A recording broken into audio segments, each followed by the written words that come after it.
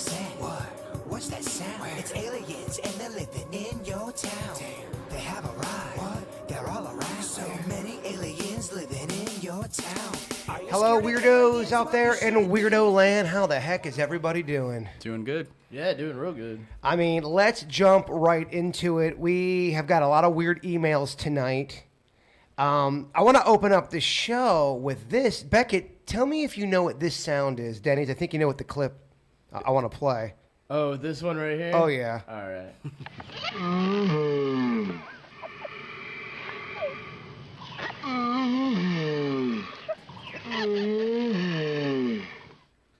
I'll give you $500 if you can tell me what that is. You after some pizza and Mountain Dew? What? You after some pizza and some Mountain Dew? Me after pizza and Mountain Dew. That is a tortoise mating. Oh my God. What was the story behind that, Denny's? Was it like the oldest tortoise around or some shit stuff? Yeah, so the tale is said that they had to repopulate the tortoise population. He's the last male left, right? So he impregnated a bunch of tortoises. Like I think I read an article 300 times, and then they just released him back into the wild. Yeah, exactly. Great gig. He came and he went. Now, Vicky, let me ask you: you being an educator, would you be able to play a clip like that in school if you're teaching about mating, or is that too? I probably wouldn't. It just leads to too much tomfoolery. Yeah. No. Too much hoopla. Could you date a person like that made that sound? They're perfect in every way, Vicky. Unbelievable dancer. Okay, yeah. That's their only flaw. Earplugs, yeah. During sex? When you tickle him. It's you hear it. You could be in a movie and all of a sudden you hear. I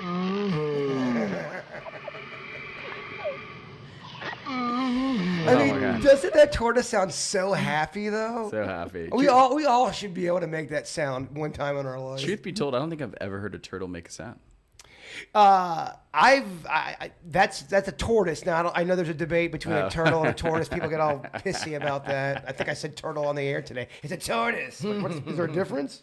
Yeah, I guess. Yeah, I guess there is. Their habitat. A lot of animal emails we get about when animals die, what happens when they die. I know, Vicky, you've touched upon this before. Now, you being a psychic medium, do you see a lot of animals cross over? No. Why is that? Just may not be my specialty. I do run into a lot of animal spirits, like on investigations and stuff.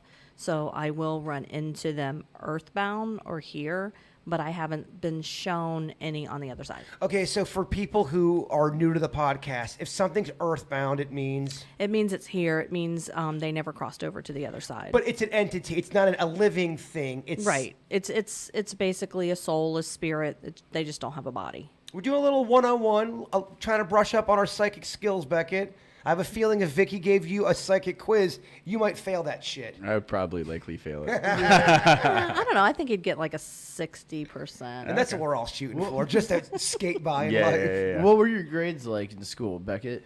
They were really good until sophomore year of high school. Because that's when the chicks came 100%. around. It's Yeah. always, Vicky, it's always about the chicks.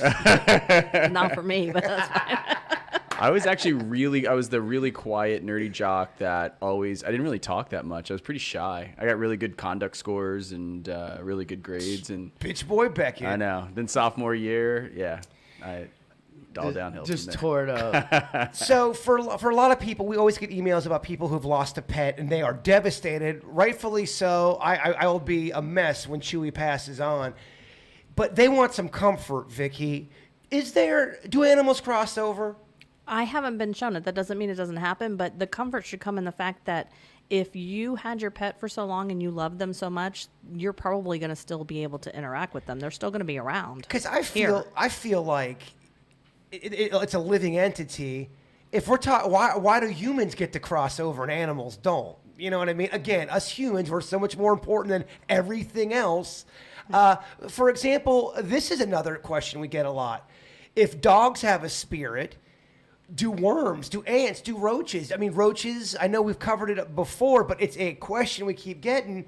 Because most people think roaches are hideous. Everyone's thinking, oh, they don't cross over. They die, and that's it. I've never seen a roach on the other side. I mean, I can only tell you what I've been shown. And like I said, I've never specifically seen an animal doing anything on the other side. Anytime I come across an animal and their spirit, they're here. They're still. Do they in try the to? place. They try to interact with you? Oh yeah, like I know, like when I walk into a place and there's a cat, it immediately starts rubbing up against my legs. How do you How does that cat finally cross over? Does it need its own psychic cat medium, like its own Yeah. cat Vicky? I don't know. I Yeah. don't know. I don't have the answer to that because I've never been shown that. So Becky, you're awfully quiet. It must be a scaredy cat. How's that speaker? I was on it though. You saw that. No, I think that I agree. I mean, it's me being the veg. I think it's funny, or not funny. It's interesting how some people like, oh, it's horrible that the Chinese eat dog, but people think dogs are cute, And then something that's equally as smart and sometimes smarter, like a pig, they're like, oh, bacon, it's great, So Yeah. it's interesting to me how people like try to delineate their morals and their ethics based on how cute something is, Well, the question of the day for the audience, if you could put it in our YouTube comment section, what do you think happens to animals when they pass? What do you think with insects especially? I'd love to hear, do you think worms cross over to some worm heaven, or are they chilling out with Elvis and Sammy Davis Jr., or, with all of our loved dead relatives? What do you think? Let us know. Do animals, do insects, do fish, do they cross over? My belief is that anything that's a sentient being that is self-aware and has feelings crosses. Like, even would you say even like life? Plant life wouldn't be sentient, so anything up to that, like up to plant life. Wouldn't that be something when we die, we find out that the plants had feelings and they were, when we stepped on them, like, shit, Right. this is terrible. Exactly. We are the, I mean, wouldn't that be crazy? I apologize to my plants. Like if I do something, I forget to water them or whatever. I mean, I apologize to them. Just in case there's a fern Yeah. god out there. And they're Yeah. living, so Yeah. it's something you have to care for. Right. Well, just because we can't communicate with plants and trees, we think, oh, they don't have feelings. Wouldn't that be a M. Night Shyamalan twist back here? Totally. What about bacteria? 'Cause, I mean, that's An another an living thing. An amoeba. Yeah, totally. That's why I use the sentient being, because I think you can really go down a rabbit hole. sure. And I think that we, you can only live this life the best way that you know how. But And what if they can't measure its sentience because it's so small? And in its world, that's its world, kind of like how we are in our world. Right. In the like the grass and the plant, where they know all of their own tree drama. Yeah, they have their own stuff, and then you zoom the microscope out, and then you're in our plane where they're like, we're looking down at it, and, then you zoom the mic out. You zoom even further, and they've got some aliens looking at us. Totally. Marbles. Like, I could be wrong, but I'm pretty sure it's my understanding that Buddhist, that religion, believes that you come in and out of lives depending on the life that you led. And if you led a good life, then you move up the mandala in terms of eventually you reach nirvana. And then if you live a really poor life and bad life, then you get demoted into a dog, then an insect, and you move your way up and down the hierarchy. Vicky, what are your thoughts on reincarnation? Would you like that concept? Is that something that makes you feel at ease, or does it kind of bum you out? I would like the concept because I think about like people who grew up in different time periods and your life expectancy was like 20 or 30. And to me, that doesn't seem fair that they were born then and they didn't have the same opportunities that we did. So if reincarnation exists, what a great way for us to experience all different time periods, and it kind of even things out so that we get shots at different times. So, I mean, I would like reincarnation if, for example, in another lifetime, I do remember us. I have memories of us. I don't like the idea of you going to another life and you basically forget everything, and then every now and then you'll have oh yes, that's right. Back when 1920, I was Amelia Earhart, whatever. Because everyone, of course, was always someone famous in their former life. Of course. But I've never felt easy with reincarnation for that reason, because I want to remember the good times. Well, some people do. I mean, they have, like a lot of children have these memories and things that there's no way that they could have known that. And they're not saying that it's psychic ability on the child's part. They're saying that they were actually that person that they're talking about. There is some crazy stories where a 5-year-old knows some shit that this 5-year-old should not have known, even in a time before Google. I mean, Denny's kids. Yeah, they're crazy, right? They're our future. That's true. Yes. We do have a very weird, on the whole animal tip, let's get your guys' opinion. It says, dear, weird, and whatever. Now, let me just warn everybody. This is a very weird email. Okay. All right. Dear Weird and Whatever, we just found out that my 18-year-old brother has been doing sexual stuff with one of our horses. My mother and I caught him doing stuff the other night. Needless to say, things have been weird at home. He's really embarrassed. He's really humiliated. My mom is super pissed at him. She keeps calling him a pervert to his face. She wants to kick him out of the house. I live there too. I'm 20. I'm really tight with him, but this is weird and it's really sick. My question is this. Can my brother be saved, or is he forever a sicko pervert? He admitted that he's done this stuff before to other animals, so there's clearly something mentally wrong with him. We come from a good home, so we are all confused on why this is happening. Would love to hear all of your opinion on how to handle this. My family is torn apart right now, and I want to heal them, Amy. I mean, therapy would be the first thing off the top of my head. Maybe try to find out. It could be something super basic, and there really isn't some deep psychological issue going on. But I really think everybody involved, not just him, but everybody involved probably needs to go to therapy. I agree with that. If the mom is pissed and calling him a pervert should not. and trying to throw him out, she may not be in that mindset to do that. Right, and that's going to cause more damage than help. But I think we all can admit, doing sexual stuff with a horse is it's out there and it's a red flag. And Right. Now, when someone's got a tick like that, I mean, I would call it there's some wiring that's slightly off there, right? Are you born with that? Especially if you're in a house where maybe something, like you're confused on how this could happen.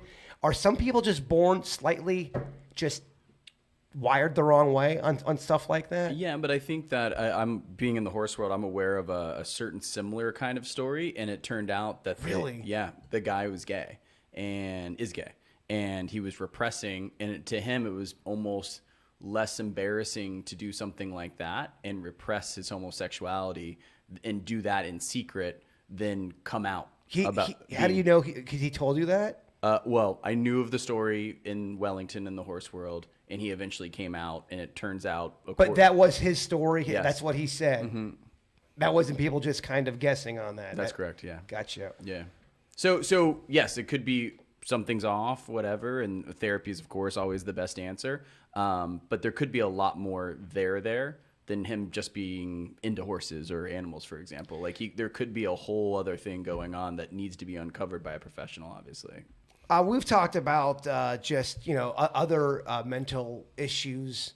Especially someone who has been violent in the past. We've talked about serial killers before. With the right therapy, can a serial killer? Can they be changed with all of the greatest therapy, with all of medication, and then you let them out into the world?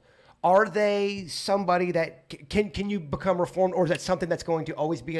Are you always going to have the urge to kill? Dennis, what are your thoughts? So I guess it depends on why they're serial killing. If it's like a compulsion to where they just get enraged when they see something that triggers them and they go into a frenzy and kill, then that would probably take therapy and stuff to get rid of. But if there's a person who actually gets a thrill out of killing people, then probably no, they would not change. It's going to be tough for them ever to curb that. It just depends what it is, if what they're doing it for.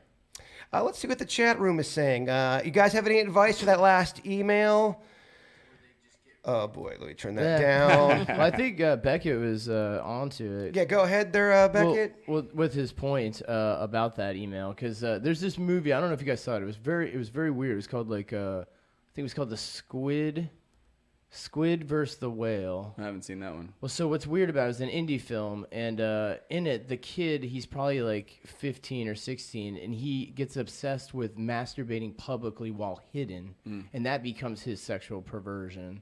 So I don't know if it's necessarily like they're a head case or not, but he did that because he was too shy to talk to women, but he still wanted to be in the presence of, kind of down that route. Right, totally. So there's all sorts of psychological things that can develop, basically just from like not being able to express yourself the way you want to. Yeah, some people in the chat room are saying exactly that. Some people are saying, yeah, it's perverted, but you shouldn't exile them for that. Like you're saying, Vicky. When you're young, finding your body too. You just try to develop proper habits, I'd imagine. Melissa G wants to ask a question, and it's a very popular one. Get ready, Vicky. What's going on with Jaybird's ghost? So let me read you the 9,000 emails that I got. No, I kind of will. Like Melissa Flora said, any updates regarding the demon's ghost in your home? Anything going on? Is it still showing its presence at your place? Don't want to believe this was just a Halloween thing to get into the holiday. Into the holiday. The video looked legit. I want to see and know more. Thanks. Then I also have this one from Carla, which both of these pretty much kind of summarize everyone's thoughts. Dear Weird and whatever. How does Jason's spirit problem go from it's these crazy and scary demons to now what Vicky describes as a manifestation Jason has created?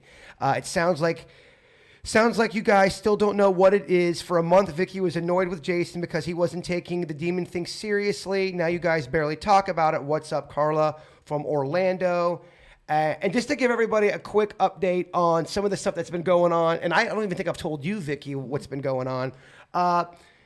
The whispering in the closet has seemed to pick up again. There is an absolute whispering. I should put a video or a recording in there. I did wake up to, this was kind of a weird thing, and tell me what you think about this. This is one of those moments where I kind of thought I was crazy. Mm-hmm. I was sleeping in my bed, and I was kind of in a peaceful sleep. And it was very, very audible. I heard, Jason, and I got up. And as soon as I got up, sure as shit, my face was like this, and I'm looking down on my comforter, and the way the light was hitting my comforter, there was a legit face in my comforter. It was terrified you? It was almost like somebody molded a face out of my comforter. Now, I know, little crevices and little shadows can look like something, but it was weird. And I tried to take a picture of it, and it just did not come out. I mean, I can show it to you, but it was an odd combination of Jason, and then I woke up, and then there's a friggin' face in my comforter. It was odd, Vicky. That's been going on. And the other thing that's been going on, there was one time where my sink turned on. Sink turned on, sink turned back off. So water was coming out, water stopped. Okay. Well, I want to go back and address the one email. From the very beginning, I said that this thing was not human. I never specifically straight up said, you have a demon. We started joking around, and you kind of called something one time on the air or whatever. From the very beginning. I think I called it a biatch. Yeah. The first thing that I diagnosed it as was a tulpa, which is a physical manifestation of a thought process. And then coming full circle, after I consulted with two different people, the second person also they called it a Bogart, which is a thought process. Now, regardless of whether you call it a tulpa, a Bogart, or a demon, all three of those things have the exact same goal, which is to wreak havoc and to disrupt your life. So they all had the exact same goal, no matter what we call it. It all has the same goal. It's basically they're all kind of like an STD, but they all have their own way of attacking the organ. No, actually, they all have similar modus operandi for what they're doing to you, and they have the same goal. Many STDs kind of have the same goal. Rash. Just seek and destroy. If that's a manifestation, I can't pronounce it. Is that him being somewhat masochist in the sense that he's kind of having this? Is that what a tulpa would be? Well, not exactly, because once a tulpa has been created, it usually just kind of stays with its host. But if it continues to get more power, then it actually breaks off from the host. So I'd say what we have right now, whatever it is, whether you want to call it a Bogart, which is also a thought process, if you want to call it a tulpa, I think it has detached itself from its host. So it has more power now. Now, once it's detached, it's going to be super hard to round it back up and to get rid of it. Something like that, would that follow me? Yes. Is that, remember when I had the little girl around me? Is it, was she that? No, she was a spirit. She was a human spirit. Is she around? I kind of sensed her spirit around. I got to tell you, I haven't sensed anything dark, or it's almost like more of an annoying kind of a thing and not a scary thing, if that makes sense. It's kind of like it wants my attention, but not trying to freak me out. I mean, the water thing, the skeptic would say, okay, you have old pipes, which I mean, I got some old ass pipes in here. I really do. But for the sink to turn on, for me to hear water coming out of the faucet, me getting up, and by the time I get up, the water is And you were stopped. sleeping at the time it I happened. was sleeping. And It then was the voice calling your name, you were sleeping at the time, correct? Yes. And at the time- now with the voices, there are times where it absolutely is not when I'm sleeping. I cleaned out But the one when you said you saw the face in the comforter that yes, you were sleeping. that was. But because the voices were so much going on over the Christmas and holiday break. If you look in my closet right now, it is completely empty. I emptied out everything in that closet just to see if that did anything with any of the voices and any of that kind of stuff. Okay. And again, all of those things, they make you question your sanity. They wake you up out of your sleep so that the goal, again, is to be sleep deprived, regardless of what you want to call whatever this is. They want you to be sleep deprived. They want you to be under their influence. They want to be able to weaken you to the point where they can make you do things. That's the ultimate goal, is you to be the puppet and do what they want to do. Damn. You're your Tulpa's bitch. There's no way we didn't blow out a speaker. There's no way we did not blow out a speaker on that one. And one of the reasons we haven't done anything is because, the holidays, we took the holidays off. I was sick in December and, The people just want it, Vicky. They need it. The one thing we talked about last week was going to the out of body. The view. Remote viewing. Remote viewing. Sorry, I couldn't think of it. The remote viewing. I do want to do a little vlog of us. You just kind of doing the 1, 2, 3s of if you want to try remote viewing or any kind of psychic 101 kind of stuff, because we do have a lot of people that want to try to see what their abilities are, and I think you share my opinion on this, that we all have some kind of an ability. Yes. Just a lot of us don't tap into it. Right. And sometimes some people are like super, super obvious. I was doing a reading party last week and, everybody else, it was like typical. And I was doing my beginning spiel when I tell them, what I might be able to get. And right in the middle of it, I just look at this lady. I'm like, you do know that you're off the charts psychic medium, right? Because it was so obvious with her.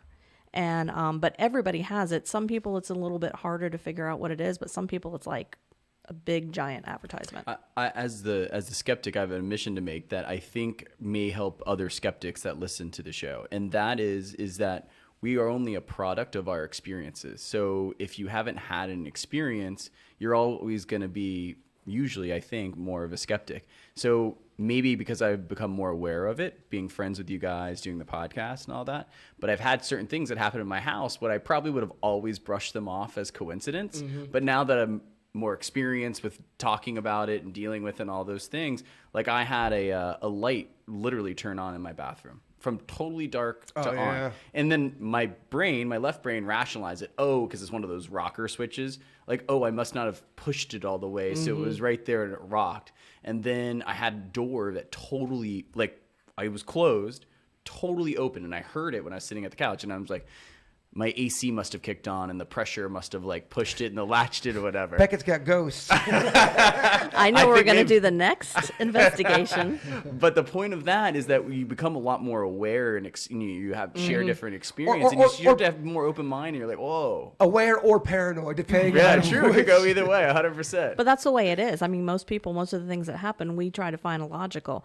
Sometimes I've told people who are like super, super sensitive to if they have a spirit and we haven't been able to move it on, and they're like, the activity's going on all the time. I advise them to get a pet, because then they can blame all the unknown noises on cats or dogs. Well, sometimes ignorance is bliss. I mean, I'm not gonna lie. If I don't know about a shitty situation and I just kind of go through life and life goes on, I'm pretty happy about that. Yeah. If you're gonna lie to me, make it good, Beckett.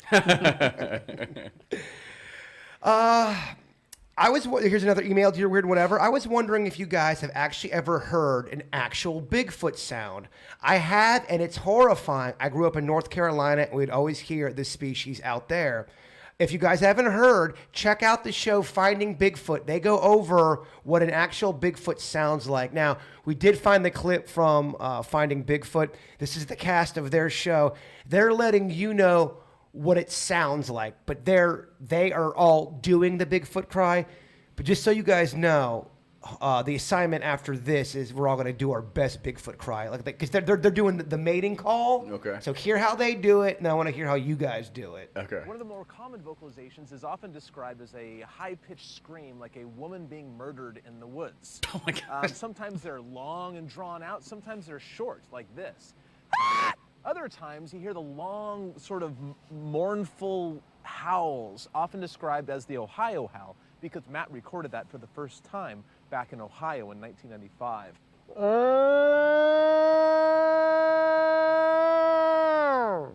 Like that, like a siren kind of sound. But then I've also had squatches come to me, like when I've been like, you know, making a bunch of noise and this and that, come to me and do like that kind of grunt, growly kind of thing, like a. Like, They sound better than that. The squatches do.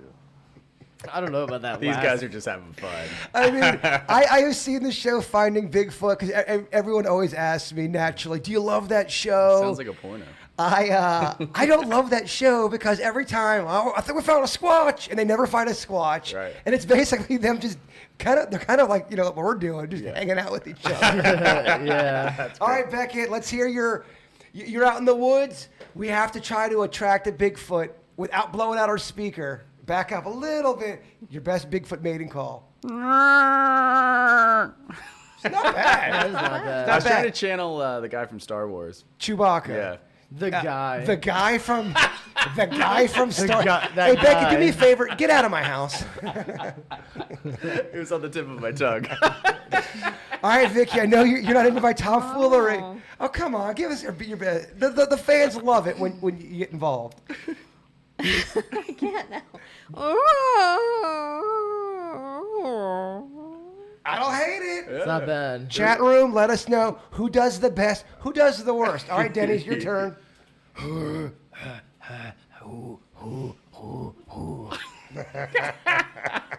Now we know what Denny sounds like when he's making love. That's my Bigfoot mating call. All right, my turn.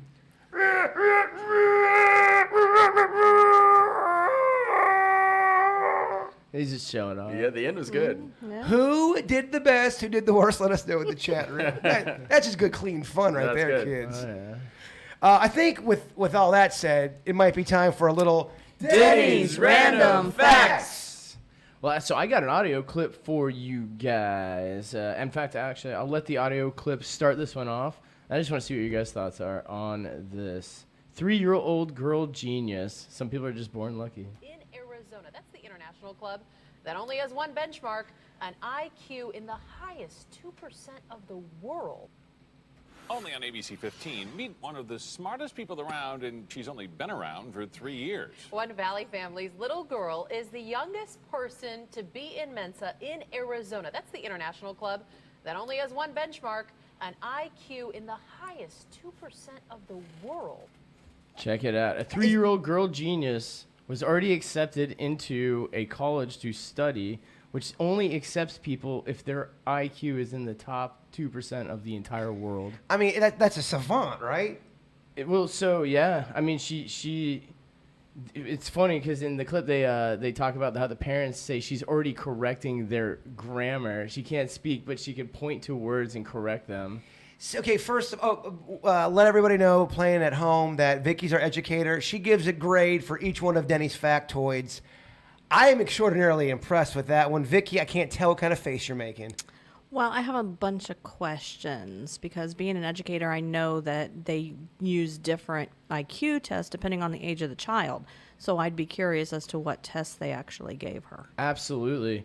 But she's already able to read and interpret Spanish and English. The kids at different level, Vicky. Yeah, I mean, you still have sure. kids So that there's rote learning, so. This school intentionally takes only people that have this style of intellect, I guess you could say. Damn, Vicky's not impressed. I am super impressed. 3-year-old, you see these 3-year-old? I could barely wipe my ass at 3 years old. Yeah, but it depends on what the parents have done because 3-year-olds are sponges. So depending on how much information that she has been exposed to, it could all just be memorizing at this point. But that's at a Rain Man level of memorizing. I'm not saying she doesn't have a high IQ. I'm not saying that. I'm saying I need to know more of the details on what Tess was given, what her routine is at home, how much the parents have, put into that sponge themselves. What's your grade? Well, I'm going to take my feelings out of it, so I will give it a B+. Damn, I give you an A+ on that, Jenny. Well, the top. Only because I seen a special on, we've talked about it, on savants and people who do remarkable things and there's no explanation for it. These are people who are they look at a piano and all of a sudden they can play Beethoven without a lesson of piano.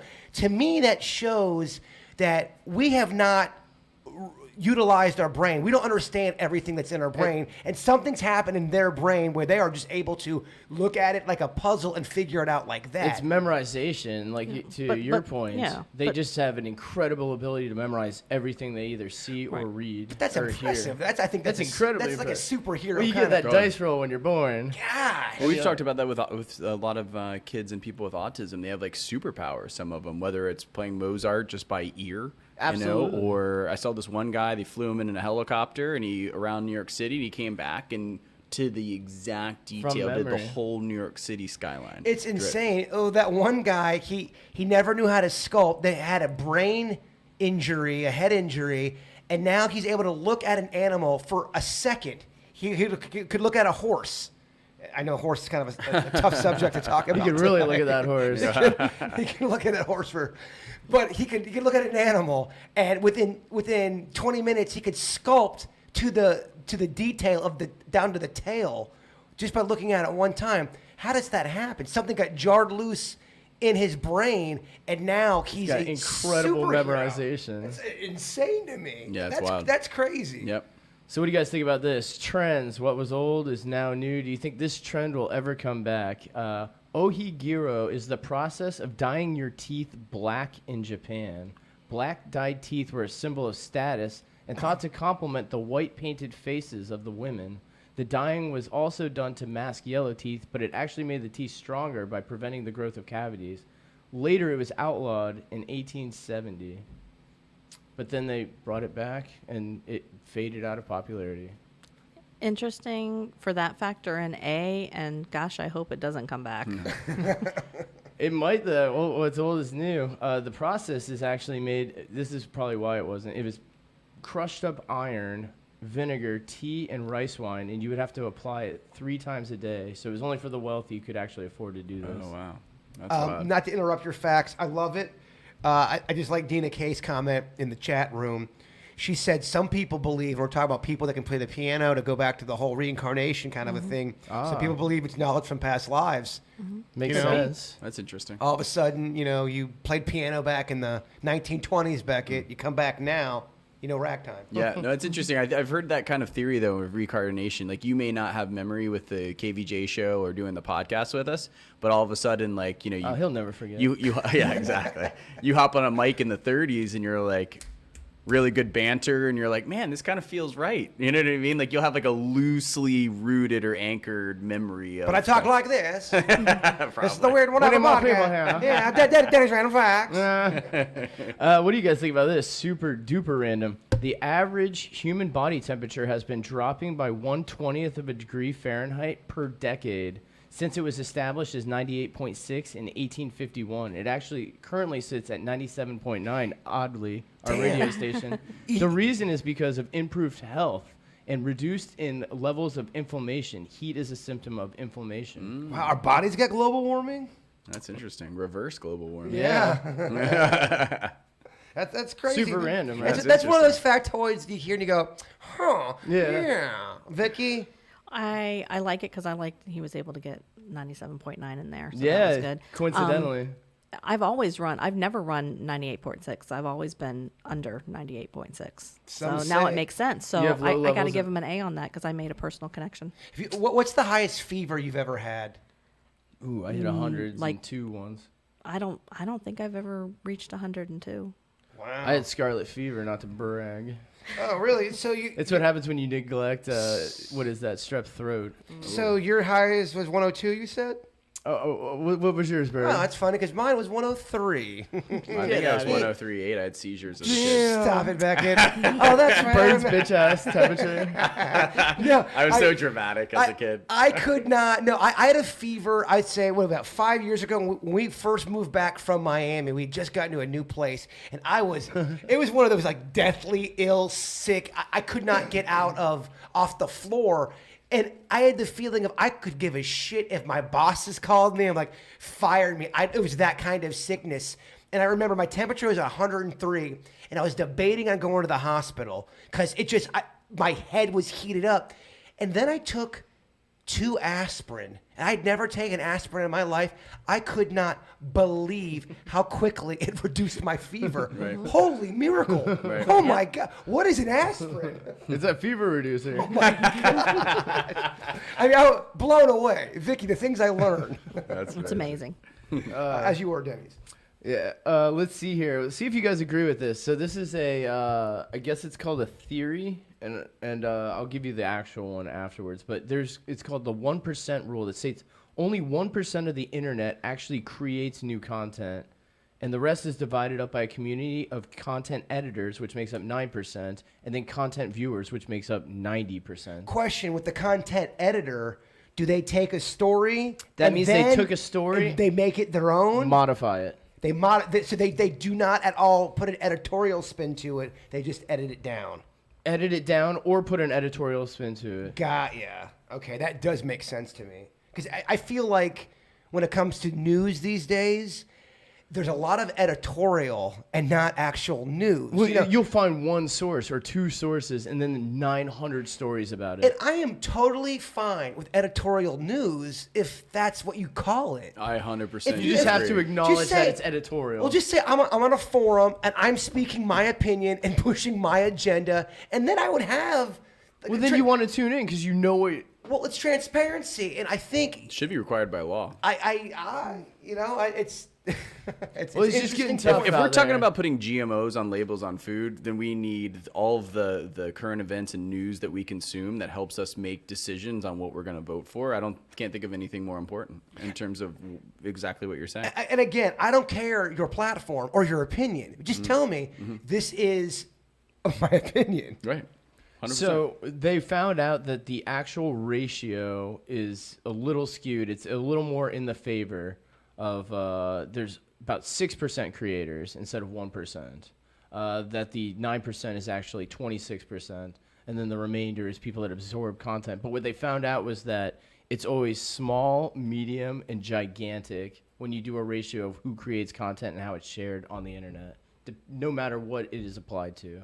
It's always that ratio. So when you say that there's only the smallest percent, you said creates the content. Give me some examples of what that would be. Do you mean like a BuzzFeed? They create content? Whoever created the initial content. So in that context, BuzzFeed created the content. Then 26% of people are going to share that content or make some sort of modification while sharing it, as if, putting it on their page. And then everyone else just looks at it and does nothing else with it.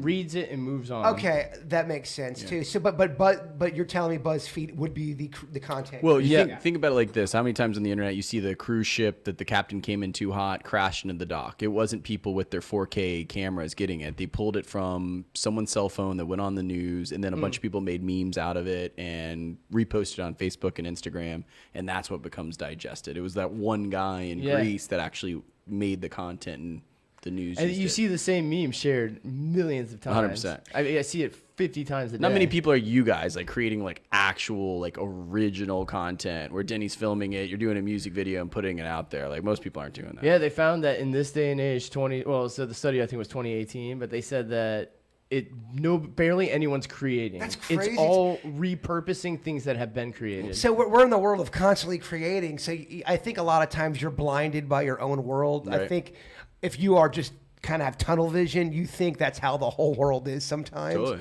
So that's a shockingly low number in my opinion. Yeah, it's a real small number. That's crazy. Think to about me. you and Denny are 1%ers. That's what's crazy to me. Like 6%ers. Yeah, 6%ers. Keep going, baby. You're on a roll tonight. We've talked about feral children before. Well, so this guy. Okay, just let people know So what that is. feral children are children who are raised outside of civilization. They're raised either with animals or in the outside of civilization, the outskirts. So Marcus Rodriguez Pantoja, he was born in Añora, Spain, and he is a noted and famous feral child. Well, so recently they interviewed him when he turned 70, who he was once a feral child that lived alone with wolves in the mountains between the ages of 7 and 19, and then returned to civilization. When he got back to civilization as a 70-year-old man recollecting his memories, he was disappointed in how human nature was and often thought about going back outside of society. Crazy, right? They made a movie about it called Among Wolves, if you want to check it out. Vicky? I could totally relate. Grade B. Could you ever see yourself just losing your mind and saying, screw this shit, I'm going out to live in the woods? Daily. I think that's a healthy thought for a lot of people. Yeah. Anytime I get really, really mad about something, screw it, I'm going to live in the fucking woods. I don't give a shit. Like, I think I hear that one from people a lot, or when people get really emotionally just kind of distraught. You know, I'm driving north. People just want to get in their car and drive north. It's never south. Unless you're retiring. Yeah, it's good, Becky. What do you guys think of this one? Fair or foul? We were talking about Buddhists earlier. 2 Buddhists bought 500 pounds, British money, 500 pounds worth of live crustaceans and released them into the sea to get good karma. Unfortunately, they were fined 15,000 British pounds for untold damages and damaging the environment and introducing a non-native species. Jeez. Trying to do a good job getting punished karma-wise. Does that make you question karma? Yeah, they believe in karma. Karma's an interesting thing. I know everybody wants karma to be real. That son of a bitch did me wrong, so eventually they're going to get theirs. I don't know if we always get karma on this plane in this lifetime. I think, unfortunately, and it sucks, and I don't know the answer, but sometimes I don't know if karma works out for everybody in the end. And you might argue or say, well, maybe they get their karma when they are dead, and that's when they finally get their bullshit. Or in a future life. Oh, bringing it back to the... Well, I'd say if you were to subscribe to that, you'd think maybe they get punished down the road. Maybe it doesn't have to be this immediate. We can only conceptualize immediacy because our lifespan. What would you say, Vicky, to somebody who is really distraught on the fact that they feel like somebody died, got away with, let's say even murder, worst case scenario, this person did unspeakable things and they got to die in their late 90s and they lived like a fat cat and they never felt the heat? What would you say to that person? Say that son of a bitch never had karma. I have been shown that you will pay for whatever you've done and whatever lessons you should have learned here. You have to learn them on the other side. I'm not Catholic. I wasn't raised Catholic. I'm Baptist. But the concept of purgatory has basically been shown to me. In fact, I had a reading a couple weeks ago, and it was this person's father, and he was still in stage 1 on the other side because he did not learn what he was supposed to when he was here. And on the other side, he's still stubborn and still hasn't learned. He's not going to be allowed his free will until he goes through the stages he has to go through to learn what he should have. Question: can one enjoy and have fun in purgatory? Is that something where you get there and you're like, hey, you know what? I kind of like this. The way it's been shown to me, and again, I'm just saying me, it's kind of like a classroom. And it's a classroom where, in some cases, like years ago, I saw someone who had been a child molester. And I guess I would imagine that his father knew about it but did nothing about it, because when I saw them on the other side, he was still in his classroom, but his father was the one who had to babysit him. And he was still stuck with him, helping him learn what he should have. Question: is there lunch breaks in purgatory? I have not seen a lunch break. Okay. No. You won't get pizza delivered there, so don't even think about it. I'm just saying there's a classroom. Clearly they got to eat, right? No, I mean, it's literally shown to me like you're like in a box. I think about it as like heaven's waiting room. You got Family Feud playing in the corner. There's nothing to do except 2-year-old magazines. Okay. And it sounds good at first, but you get crazy after a while. It's okay. So basically, purgatory, it's all about learning. There's no enjoyment in your experience. Purgatory, there's not going to be an ounce of enjoyment. me. If you got a foot massage in purgatory, could you enjoy that? And I'm being serious when I ask that. I'm not specifically. I'm saying I can understand where the concept of purgatory comes from based on what I've been shown. I'm not purposely calling it purgatory. I can relate it to the concept of purgatory. What would be your definition of purgatory? Vicky's definition. Basically, this is kind of the same thing I've been shown. You're stuck until you do what you need to do in order to go. You're either going to go to a different level up here, or you're going to get the freedom to come back here in visitation. Have you seen hell? No, I have not been shown hell. Have you been to New Jersey? I've been on their turnpike and paid a lot of money to do it. Just kidding, New Jerseyans. I love you. The Garden State. You didn't have see- a good slice get of pizza flagged. that mitigated your anger at all? I actually did have some good pizza in New Jersey. I think, and my Star Wars dorks will get this reference. Sometimes you bring in your own baggage into the cave. Does that make sense to you, Denny's? Yeah. It's an Empire Strikes Back reference. I'm not going to even explain it, but you bring in your own baggage into the cave sometimes. I think I might have brought my own baggage into New Jersey. Yeah. I wasn't in a good place. Oh, and before I get hate mail, I'm not saying that hell doesn't exist. I'm saying I've never been shown hell. You know, in my experience, Vicky, a little hate mail is kind of awesome. You need a little. But I just bit of want to it. clarify. I'm not saying it doesn't exist. I'm saying I've never been shown it. Yeah, no, I mean, we get people who are very religious. It's weird. It's so fascinating. Well, religion.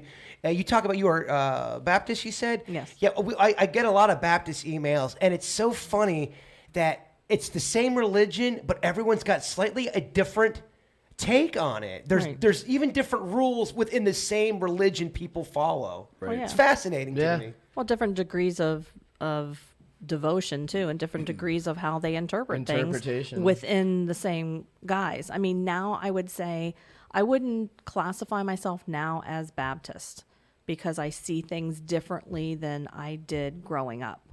So I probably wouldn't put any denomination on myself now.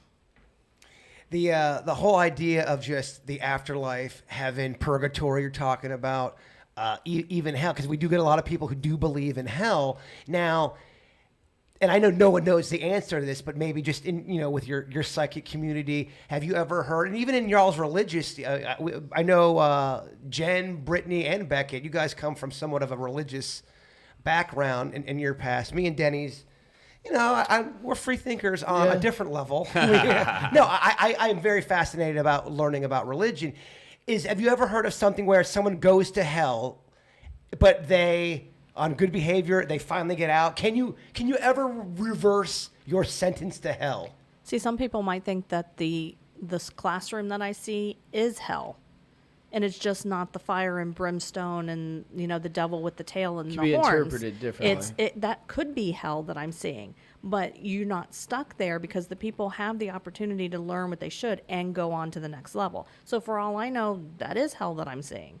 It's just not hell that I've been taught what it should have looked like. You have someone like Ted Bundy down in hell, but he is just the model citizen down there. Does he get a reprieve? You see what I'm saying? Does that happen? Have you ever heard of that in any kind of religious text? I haven't. The only thing that the Christianity, being going to Catholic school and raised Episcopalian, they really drill you on that if you ask for forgiveness.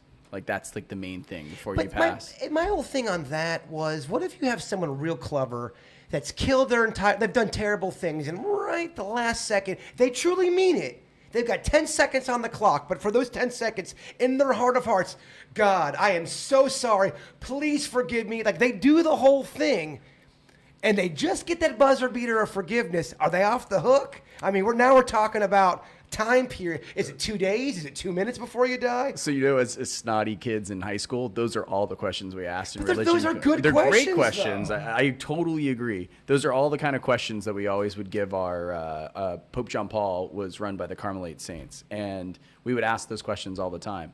And basically the answer, from what I remember in class, they're like, yeah, if someone actually genuinely asked for forgiveness for your sins, I mean, buzzer beater or 10 not. seconds on. Yeah. I mean, holy shit. Yeah. You have a tough time grappling with that a little bit as a kid. You're like, man, I live as like a model citizen my whole life, and then Jeff. How do I time this whole thing out? Right, exactly. I still say that, that gives them the first step in their little classroom, what they have to do. But the way I think about it, from a religious standpoint, God made all of us. So we are his children. So wouldn't you, if you were God, wouldn't you want your children to ultimately be with you. So you would want to give them the opportunities to repent and learn and be able to be with the Father. That's the way I look at it. So I think that we are given opportunities to really change and to learn from what we did. Denny's, you're awfully quiet. What are you, Googling devil shit? Yeah, that's what I'm doing. I nailed it. How'd you know? Yeah, no, I'm kind of absorbing all the theories. Kind of like you guys. There's so many different variations and offshoots of the same. I mean, more or less, a lot of them share a lot of the same principles. Yeah. So, I mean, there is a lot of, you're right, there's a lot of core fundamental things that are the same. There's some different, now there are definitely some avenues of difference. Well, yeah, I mean, yeah. so say you got 3 starter packs, and then everybody used those, and they all branched off into different ones. So there are different, and same with interpretation. Think about things you interpret daily that somebody next to you could probably interpret differently. Totally. It is weird. Have you ever been in a situation where you've seen this whole thing go down, and then you hear 2 people who are involved with it tell completely different stories? Now you're pretty much the bystander watching it all, but the facts don't line up, and you know, being involved, which one's more accurate than the other one. That's a scary thing when it comes to jury and witnesses and all that stuff. A lot of times people get it wrong. Well, a lot of times they get it right, but that It's chance their perspective. for sure. I've had that experience where I was actually part of the story, and we're back, and a good friend is retelling the story to someone else, and I don't think there's any malicious intent or whatever. I agree. And it gets the fish story, and I look at my buddy, I'm like, I don't remember really it happening Yes, like that. Like, yes. you know, like that to me, that's crazy. And you know that they're wrong because Right. you were there and you heard it. It's not like you're distorting reality or the truth because someone will say, no, well, maybe they saw it. No, there are times where there are facts and Right. they're not, you can't dispute certain things. Totally. They're just, when you start saying you can dispute a fact when it's a cold, hard fact, I have a tough time. And it's like, how are you ever going to really live in reality if you can't deal with basic facts? Now, I think there's, blurred lines in certain situations, but when something's so ABC,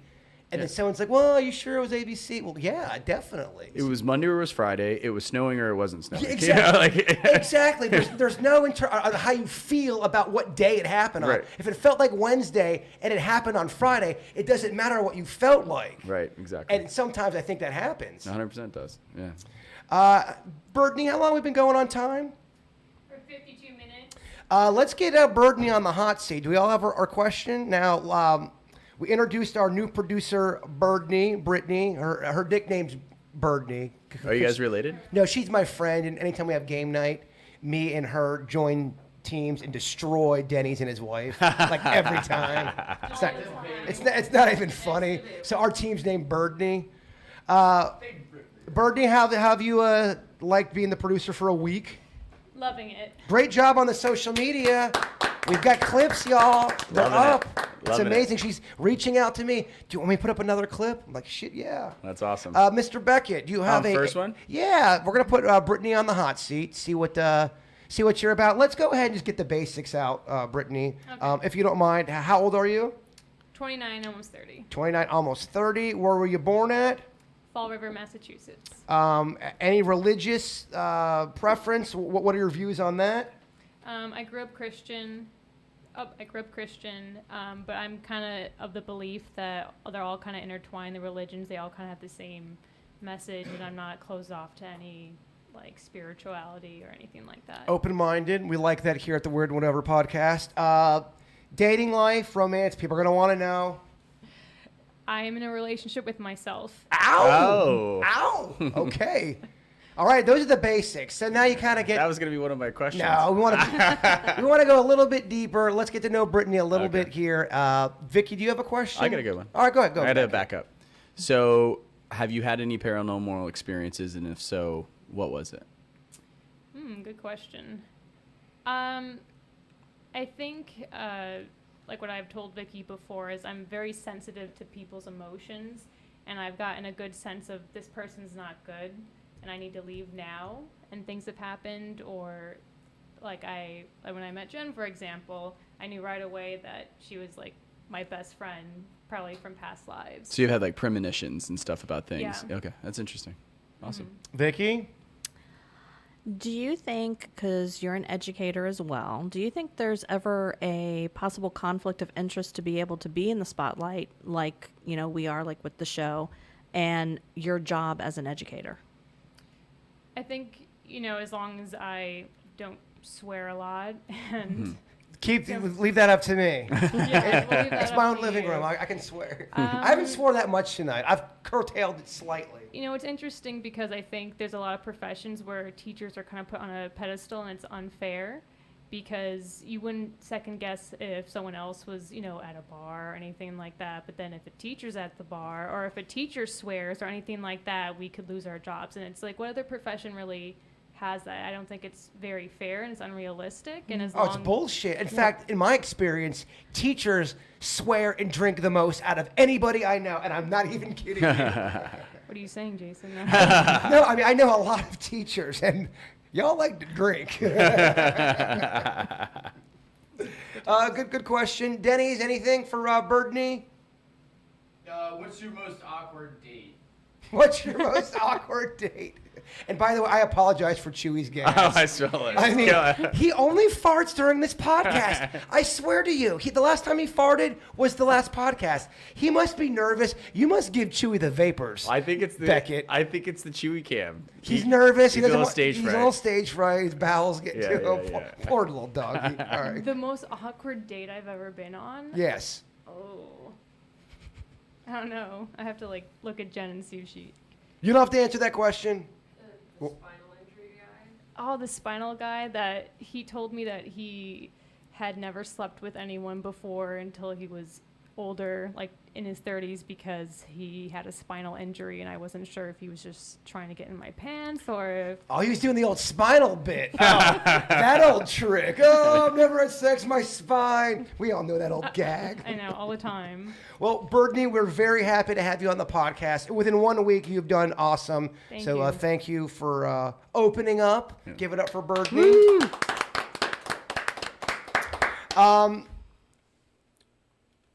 How much time we got? I want to go an hour tonight. We're about there. We got 3 minutes left. Does anybody have anything to plug? I'm going to plug next Thursday night at the former Improv Theater in Boca. It's right there at Glades and Turnpike. It's called the Black Box Theater now. We're selling tickets. I guess it's something that's been on Bravo. It's called the Great Love Debate. So they have me and other local people that I guess are somehow qualified to be on the stage. And we drink and we discuss and debate love, relationship, sex, things like that. I'm going to be on the panel, and we'll be drinking at the bar afterwards, having a good time. You guys can have a laugh at my expense. I'm sure it'll be really funny from what I understand. And yeah, so come out. That'd be awesome. What are you single these days? What's your, because I'm always getting, people are we always, already know the answer. People always drop it into my DMs about you. I'm like, DM Beckett. I have to stay mysterious about that kind of stuff. Oh, quit being so coy. You know it's complicated, dude. It's so complicated. Does Kevin ever do that to you on the air? What? Ask me about my love life? Virginia does. Virginia So does. I have to do it to you. And what do you because- say? Oh, man. Me and Virginia have gotten into so many fights about that shit. I do want to play one more clip. I want to end on something weird here. We played it on the KVJ show. There's a 17-year-old girl in England with a rare disorder that renders her totally paralyzed every time she laughs too hard. She has to avoid anything that she might find funny. Here's a clip of her explaining this condition.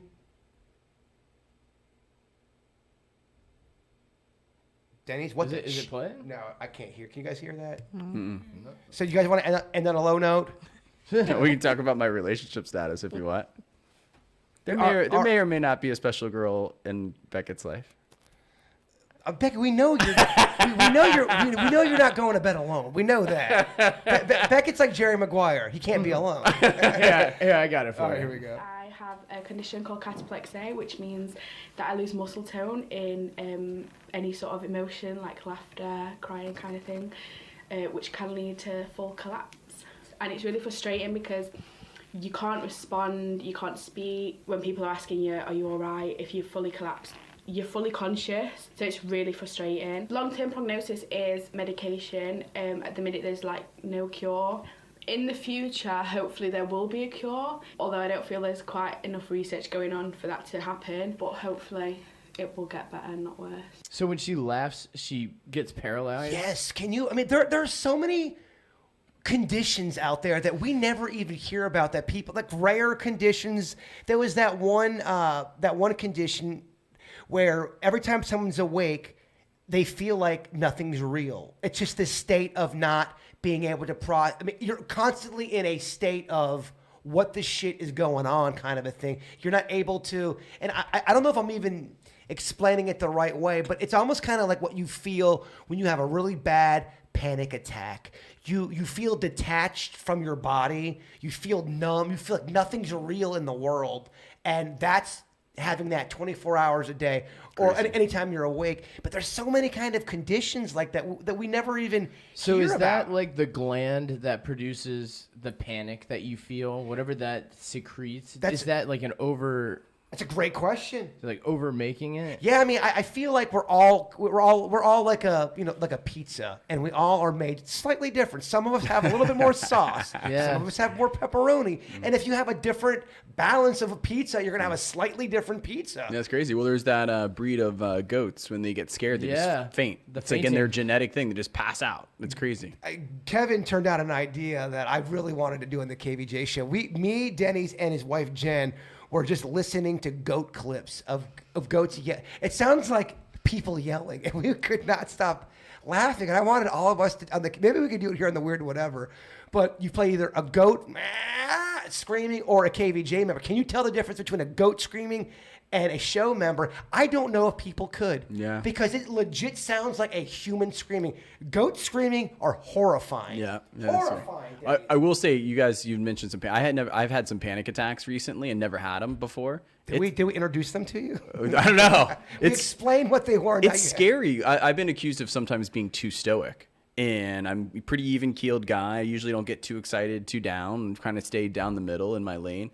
And yeah, as you get older, certain things happen, more stressful events. And I woke up at 3 o'clock in the morning a couple of weeks ago and just like panic attack. It's scary. Let me give you some advice, because it's new and it's just now creeping up on you. Attack this thing now. Mm-hmm. Seriously, attack it now.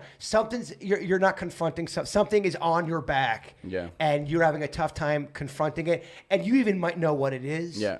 You're at an age to be panicked. Right. Mid-30s, right, guys? Tell them it's mid-30s. Mid-30s. No, but I honestly feel like when people get into their mid-30s, into their 40s, and into their 50s, you start thinking about life on a different level, on a deeper level. I just think that's part of the human condition. Now, I don't think everybody goes through that, but I think it's something that, like when you get to a certain age, you start sprouting hair on your face or on your body. When you get to a certain age, you start to think slightly differently, and I can relate to what you're talking about. I understand what you mean by that. Yeah. Vicky, do you know what I'm talking about?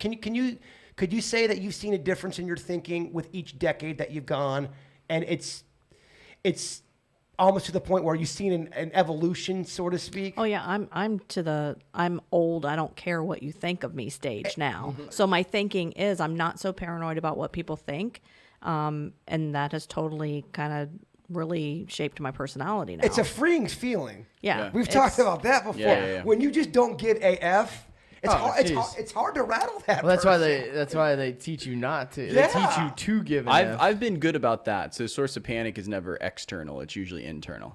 And it's internal. And I think I agree with you. You hit your 20s, you're still young, whatever. Then you hit your 30s and you're like, oh man, this is real. You know what I mean? Now, Like, if that keeps happening, your house could be haunted and your empathic abilities just coming through. So it could be a 3 a.m. panic attack from the spirit that's in your home. Maybe. So let me know if it continues. Or it could be a midlife crisis. It's one of the two. Well, it's something. It's all happening at the same time.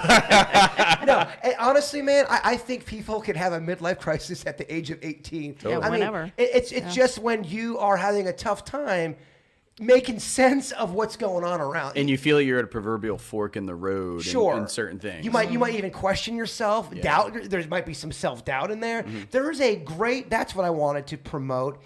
There's a great channel on YouTube. This is free content for y'all. If you're into the psychology and why humans act certain ways, and it's kind of like, it's not exactly like a TED Talk thing, but it's content in about 5 to 7 minute bite-sized forms. And for example, one of the ones is how to get out of a toxic relationship, or how to be more affectionate with somebody who doesn't want to be. It's like those little kind of life hacks. It's called School of Life on YouTube. Highly recommend it for people. I watched it all during the break, and it was kind of like a self-therapy. Really made me feel at ease and at peace, and I would listen to it at nighttime. I will say, if you do put it on at nighttime, it does get the motors thinking a little bit. It makes you think, but that's a good thing sometimes. Yeah, that's a good thing, for sure. Let's go ahead and end this biatch. Thank you guys for listening to the Weird and Whatever podcast. If you could, don't forget the question of the day when this video is up. Or even if you're just listening just on audio form, email us. Let us know. What do you guys think when animals die? Do you think nothing happens? If you're an atheist, you obviously think nothing happens. But if you're somebody, for example, I want to get really specific with this question. Insects, worms, do they go to the next level? What's your opinion on that? When the video is over and populates, please put that in the comment section. We'd really appreciate it. Another email came in. How can I help the Weird and Whatever? If you guys see anything on our social media, please like, share. I mean, all of that helps us greatly. It really does. It helps our numbers. And unfortunately, it's a numbers game, Beckett. Always has been. It always is. Okay, guys, we love you all, and Bigfoot is real. What was that? What? What's that sound? It's aliens, and they're living in your town. They have arrived. What? They're all around. So many aliens living in your town. Are you scared of aliens? Well, you should